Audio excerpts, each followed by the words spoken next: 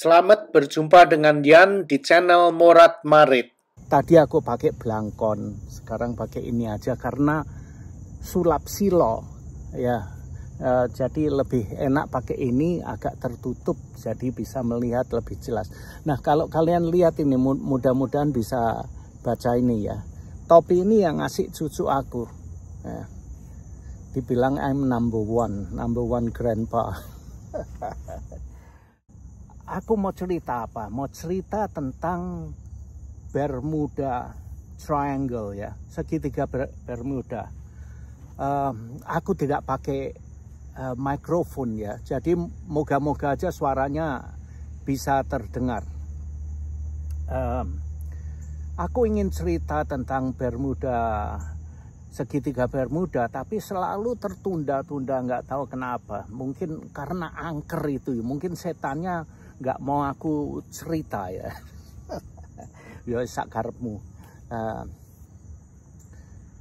Tadi aku pakai blangkon, sekarang pakai ini karena apa? Rambutku morat marit, rambut aku nggak karu-karuan karena aku baru bangun tidur ini, baru bangun tidur jam 11 ngopi terus aku kesini ya. Nah, aku coba lihat nih, masih memakai baju tidur aku ya seperti ini. Maka itu aku pakai topi karena rambutku morat marit. Ya udah, cerita aja. Oke, mau cerita apa? Segitiga Bermuda ya. Aku di sini senang ngevlog karena aku bisa melihat pemandangan di sana. Jadi lebih rileks. Kalau aku di rumah nanti tambah stres gitu, ngomong ngadep ke komputer terus. Tapi kalau ini kan ngadep ke sana enak, lebih enak gitu loh. Oke, mulai dulu ya. Ceritanya mungkin ya morat marit seperti channel aku ya. Tapi ya nggak apa-apa lah. Ini karena ini bukan dokumentasi ya. Kalau kalian mau ingin melihat cerita tentang segitiga Bermuda yang dokumentasinya itu lebih, ceritanya susunannya lebih enak didengar gitu ya, seperti yang ada di TV itu ya. Ini cuman channel YouTube Morat Maritku ya, kayak ngene iki. Kalau kalian mau mendengar ya seenak aku sendiri gitu, nggak ada susunannya, nggak ada skripnya ya. Nah, menurut cerita itu memang angker itu dari dulu, apalagi sejak Perang Dunia ke-1, ke-2 itu angker sekali.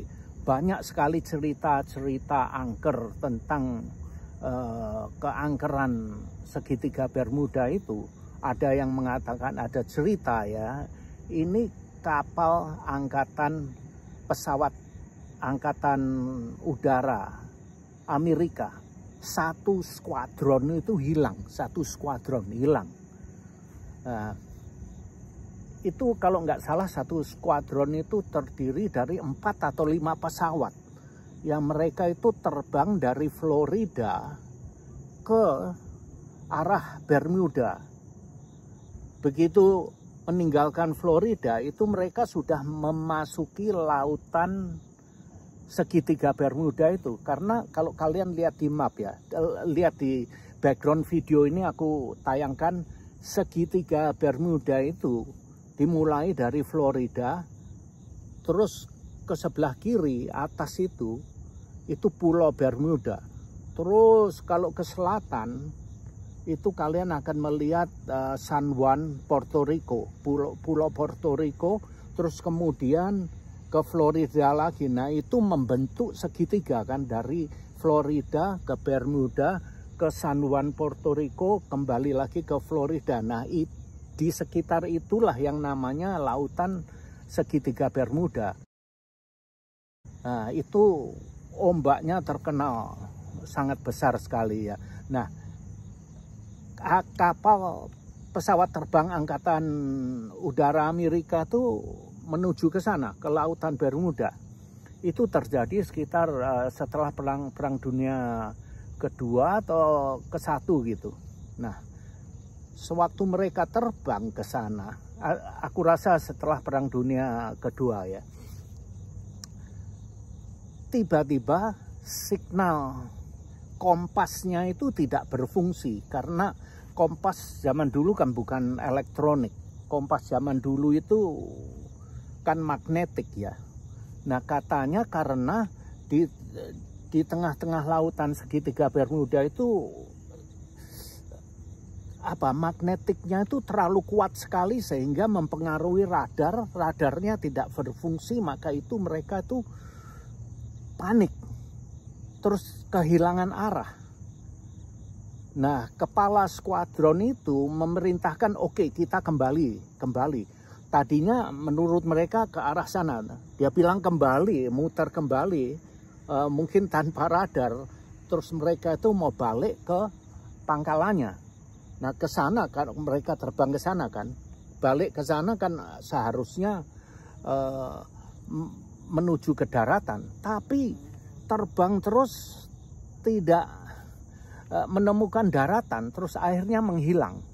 Nah menurut cerita di tengah-tengah lautan Bermuda itu, di bawah laut itu ada mothership. Mothership itu kapal induknya UFO. Kalian tahu UFO itu singkatan dari unidentified object kan. Unidentified object itu adalah satu objek yang tidak bisa dikenali. Nah itulah UFO. Nah di bawah lautan itu katanya ada kapal induknya UFO. Maka itu satu skuadron banyak itu elangnya, burung elang yang terbang. Nah jadi katanya pesawat angkatan udara Amerika ini disedot ke dalam laut, ditangkap dengan UFO itu. Itu menurut cerita seperti itu ya. Terus ada lagi kejadian mengenai kapal, satu kapal yang ditemukan di lautan Bermuda itu, hanya kapalnya yang ditemukan. Kalian bisa lihat gambarnya berada di layar ini ya. Sewaktu ditemukan hanya kapalnya aja, kosong tanpa awak kapal. Nah itu gimana bisa terjadi? Kok bisa? Nah itu misterinya. Katanya orangnya yang dicuri untuk eksperimen. Jadi orang UFO itu dia menangkap orang itu, mengumpulkan orang itu terus dipelajari gitu.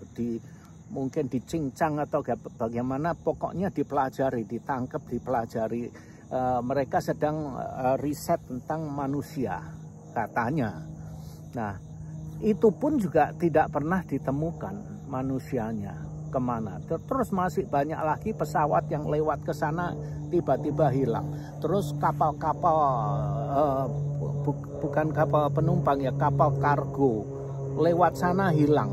Bangkainya tidak ditemukan. Hilang kemana nggak tahu. Di bawah pun juga tidak ditemui ada bangkai kapal yang di sana. Jadi misteri sekali, sehingga cerita-ceritanya tambah serem gitu. Nah itu pertanyaannya, apakah betul itu konspirasi atau cerita beneran? Kalau misalkan itu cerita beneran, kenapa tidak bisa ditemukan rangka kapalnya yang tenggelam itu nggak pernah ditemukan? Nah terus kemudian dibilang itu konspirasi ya. Konspirasi itu satu cerita yang tidak bisa dibuktikan. Memang sampai sekarang ini kita tidak bisa membuktikan atau bagaimana ya. Karena banyak bangkai-bangkai itu tidak pernah ditemukan. Misalkan seperti pesawat angkatan udara, pesawat tempur angkatan udara Amerika itu juga sampai sekarang belum ditemukan. Kemana nggak tahu. Ada teori yang katanya mereka itu seharusnya kembali ke darat, tapi lantaran kompasnya nggak jalan ya, tidak berfungsi, maka itu mereka itu menuju ke Eropa. Terus ke sana akhirnya sampai kehabisan bensin, bahan bakar, jatuh kan. Nah, maka itu nggak bisa ditemukan karena samudra Atlantik itu kan luas sekali dari Amerika sampai ke Eropa, iya kan? Jadi mau mencari hanya 5 pesawat itu kan nggak mungkin rangkanya, apalagi sudah sekian lama. Nah kira-kira seperti itulah. kita tidak bisa membuktikan apakah ini cerita konspirasi atau cerita beneran atau angker beneran, kita nggak tahu. Nah, kalau memang itu angker, kan seharusnya tidak banyak orang yang mau melewati situ kan. Tapi sampai sekarang banyak, malahan sekarang ini banyak kapal pesiar yang melewati segitiga Bermuda itu. Kapal-kapal besar melewati ke sana, termasuk saya sudah dua atau tiga kali saya ke lautan Bermuda, lebih mungkin 7 kali itu berlayar ke sana ya. Nah, 2 kali saya ke Pulau Bermuda itu, tapi ya aman-aman aja, saya nggak hilang. Karena apa ya? Ada yang bilang zaman dulu teknologinya itu belum canggih, maka itu karena itu memang lautan yang rawan, yang sulit dilalui, ombaknya itu bisa sampai tinggi, katanya yang tertinggi yang dikatakan di video-video itu bisa setinggi 10 tingkat gedung pencakar langit katanya. Nah, setinggi itu ombaknya. Terus nanti kalian bisa lihat di background video ini, aku tunjukkan ombaknya berapa besar ya.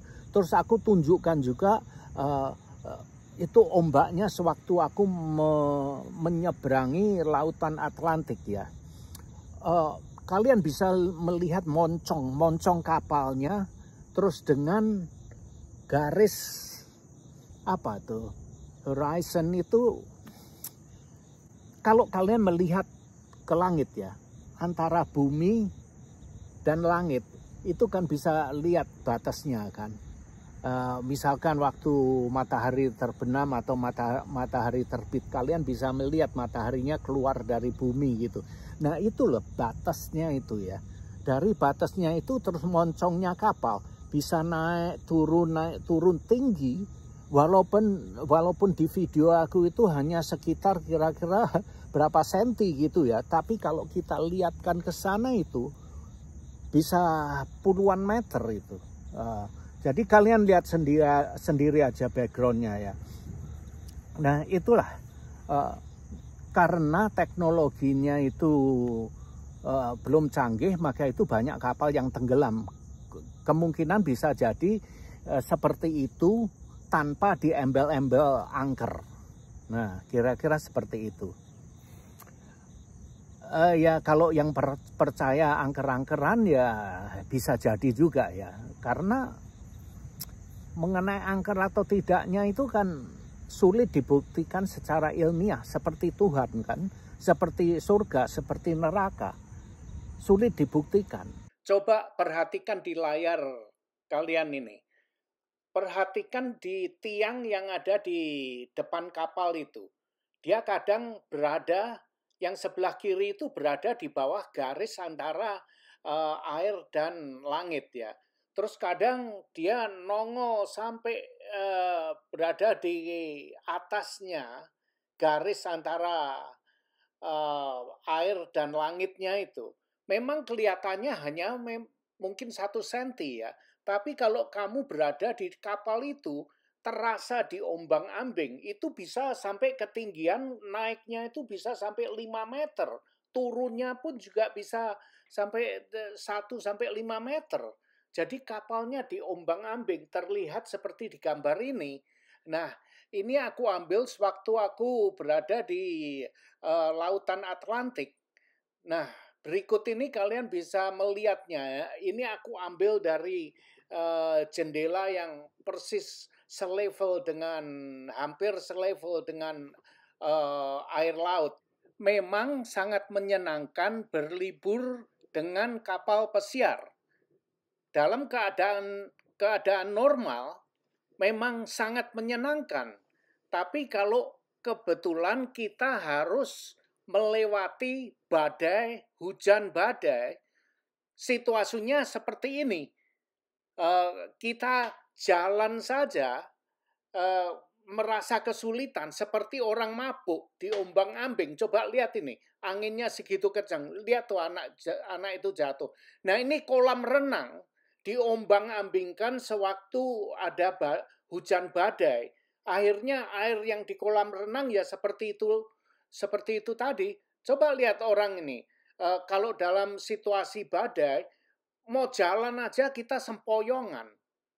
Jadi ya, nah coba lihat itu badai, baru melewati badai yang di sana itu menakutkan, badainya besar sekali, kita bisa terombang-ambing itu ya.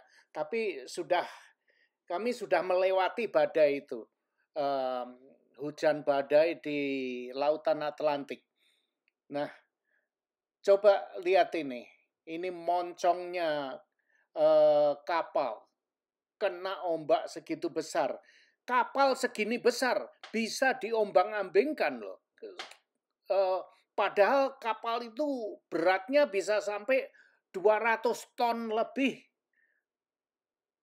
Coba lihat ini. Mau jalan aja sulit dalam kondisi seperti ini. Jadi kita harus hati-hati. Kita harus bisa jaga diri kita sendiri. Coba lihat itu, menakutkan ya. Kalau melihat badai di laut seperti ini, coba lihat. Nah, ini dia, anginnya begitu kencang ya.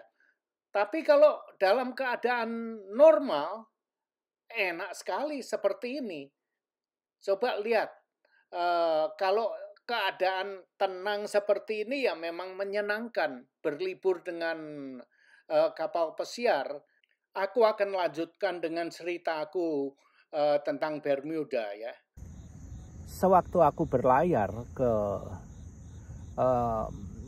Pulau Bermuda bulan Mei yang lalu, aku pernah aku sengaja tanya, sewaktu aku interview itu aku tidak filmkan karena orangnya tidak mau masuk ke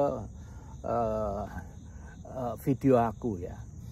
Jadi hasil dari obrolan itu aku tanya ke dia, apakah kapal ini angker? Apakah kamu pernah melihat setan di kapal ini? Banyak yang mengatakan tidak pernah melihat setan, tidak pernah. Tapi saya pernah merasakan gimana saya tanya. Ya bulu kuduk saya berdiri. Nah itu bisa jadi itu ada setan ya. Karena ada setan biasanya orang mengatakan menjelaskan bulu kuduknya berdiri, itu bisa jadi seperti itu. Nah, bisa jadi juga bulu kuduk berdiri itu karena hanya ketakutan kita sendiri aja. Itu bisa jadi juga ya. Jadi nggak tahu bagaimana, karena kalau kamu ketakutan itu bulu kuduk bisa berdiri juga ya.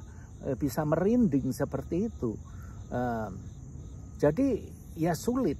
Yang jelas mereka itu tidak pernah melihat setan, tidak pernah melihat hantu gitu. Tapi aku sering mendengar di video horor segala macam, ada orang yang melihat ini bayangan wanita atau gini segala macam seperti itu. Seperti halnya di Indonesia pun banyak cerita-cerita horor seperti itu kan. Nah, kalau di kapal, awak kapal aku tanyakan apakah dia pernah melihat bayangan atau setan penampakan. Mereka bilang, yang saya interview mengatakan tidak pernah ya. Tapi saya belum pernah menginterview orang yang pernah melihat penampakan. Nah itu karena ya mungkin yang saya interview itu paling hanya 10 orangan aja, jadi masih kurang, datanya kurang dikumpulkan, jadi saya tidak bisa memberi bahwa interview saya ini nyata ya, tidak ya. Saya hanya menceritakan pengalaman saya ke kalian, kira-kira seperti itu. Terus saya tanya juga, apakah ada terjadi orang mati di kapal? Ya pernah, banyak itu. Kalau dia dibilang banyak juga enggak ya, tapi itu ada orang yang pesiar dengan kapal pesiar kemudian sakit mati. Nah kebanyakan orang yang berlayar berlibur ke kapal pesiar ini banyak kan orang tua, karena kalau orang muda-muda itu nggak mampu, nggak punya duit mau pesiar dengan kapal pesiar. Jadi biasanya yang berfoya-foya dengan kapal pesiar ini orang tua-tua seperti aku ini. Akeh duit turah ya. Anak duit turah ya. Maka diudal-udal dihambur-hamburkan ke jalan-jalan dengan kapal pesiar. Nah, kira-kira seperti itu. Tapi ya banyak anak-anak kecil seperti cucu aku ya, kami aja naik kapal pesiar, juga orang lain-lain bawa anak cucunya gitu ya. Banyak juga di kapal pesiar. Kalian bisa melihat anak-anak kecil umur di bawah 10 tahun lari-lari jerit-jerit ya, banyak sekali gitu. Tapi dibawa dengan orang tuanya gitu. Nah, kebanyakan banyak orang yang sakit serangan jantung atau jatuh terus mati, orang tua jatuh terus meninggal banyak. Tapi dirahasiakan, begitu mereka meninggal itu kalau dekat dengan daratan biasanya langsung dipanggil helikopter terus dibawa ke rumah sakit, ke daratan, tempat yang terdekat, negara yang terdekat gitu ya. Kalau dalam jangkauan bisa dijangkau, tapi berapa jauhnya peraturannya saya tidak tahu ya. Itu tergantung dengan cuacanya baik atau tidak segala macam ya, dan berapa jauh jarak antara kapal pesiar dengan daratan. Semuanya tergantung dari situasi dan kondisi yang ada ya. Nah, biasanya begitu. Kalau tidak bisa dibawa ke daratan ya mereka mati. Itu dokter yang ada di kapal berusaha sedapat mungkin untuk menyelamatkan si pasiennya, tapi kalau sudah tidak bisa diselamatkan ya meninggal di kapal, itu biasa aja. Tapi tidak dipublikasikan. Begitu meninggal itu mereka ditaruh, ada penyimpanan mayit di tempat kapal itu pasti ada, jadi disimpan di situ. Nah, biasanya kalau orang sakit itu mereka tidak tahu ya, di kapal itu ada jalan-jalan rahasia juga loh. Di kamar-kamar satu deretan itu kamar semua, tapi di setiap 10 kamar itu ada satu pintu yang kelihatannya bukan pintu ya, tapi itu pintu untuk keluar masuknya pegawai, tukang orang yang membersihkan kamar itu. Nah, jadi mereka keluar masuknya dari situ dengan bawa alat-alat pembersih segala macam. Jadi begitu keluar dari kamar kalau ada orang sakit itu lewat pintu darurat itu. Juga itu bukan melewat pintu-pintu yang dilewati untuk orang-orang pesiar itu ya. Nanti orang jadi panik ya. Jadi dilewatkan, ada lewat pintu rahasia yang langsung menuju ke rumah sakit yang ada di dalam kapal itu. Jadi dirahasiakan sedapat mungkin, agar tidak dilihat publik. Nah, itulah kira-kira seperti itu. Banyak orang yang meninggal di kapal itu. Banyak juga orang yang membawa jenazah. Bukan jenazah itu badan yang utuh ya, tapi banyak orang sekarang kan kalau meninggal itu dikremasikan kan. Jadi banyak orang yang membawa abu suaminya atau istrinya atau anaknya. Abu itu yang terserah menurut permintaan dia, saya ingin dibuang di tengah-tengah laut gitu. Jadi keluarganya berusaha memenuhi keinginan almarhum ya. Jadi abunya kan ada di kotak kecil itu, jadi dibawa sewaktu dia berlibur gitu dengan kapal pesiar, terus kemudian abunya dibuang di tengah laut itu. Ada caranya, mungkin harus minta izin, kira-kira seperti itu. Nah, terus aku tanya juga, apa ada orang yang bunuh diri? Ada orang yang bunuh diri. Saya pernah membaca melihat video di YouTube ya. Ada satu awak kapal orang Indonesia yang bunuh diri, ada. Pernah saya melihat itu, kejadian seperti itu.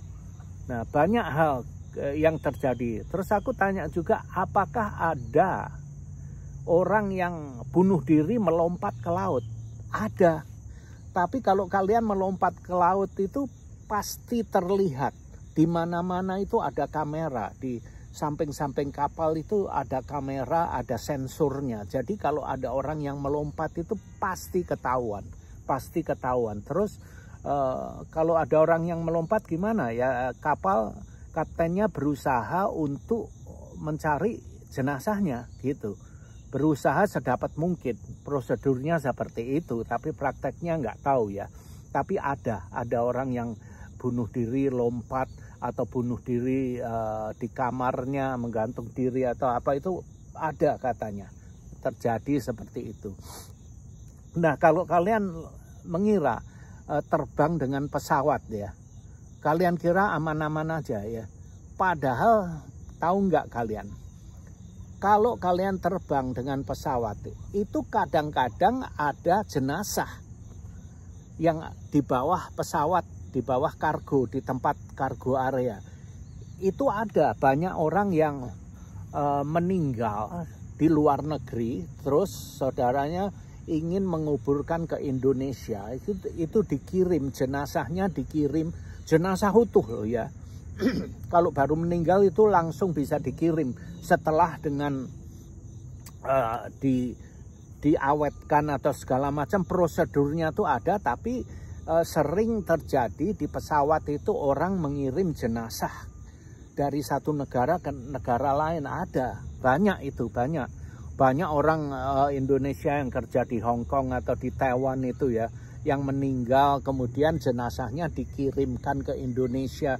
Itu banyak sekali seperti itu. Jadi jangan berpikir kalau kalian naik pesawat, oh ini pesawat nggak ada mayat ya. Ada, kadang-kadang kalian itu terbang bersama dengan mayat. Jadi ya mau bagaimana ya, menakutkan kalau di Asia. Kalau kita tahu satu pesawat dengan mayat itu kan menakutkan kan, apalagi kalau mempunyai sugesti atau itu biasanya orang Asia itu kan takut dengan mayat. Nah itulah, tapi kenyataannya ya memang seperti itu. Nah oke, ini sudah lama, sudah 27 menit ini ya. Jadi ceritanya ini tentang segitiga Bermuda, apakah angker atau tidak saya tidak tahu. Itu terserah kalian, bagaimana persepsi kalian sendiri aja. Tapi aku menyajikan inilah cerita-cerita yang ada di medsos. Aku sharing dengan kalian, terus kalian yang menentukan apakah di sana itu angker atau tidaknya ya. Terserah kalian, dan terima kasih sudah menemani aku di sini ya, sambil relax habis ngopi. Terima kasih. See you. Sampai jumpa. Terima kasih sudah nonton video ini, dan jangan lupa like, comment, share, dan subscribe. Adios, my friend.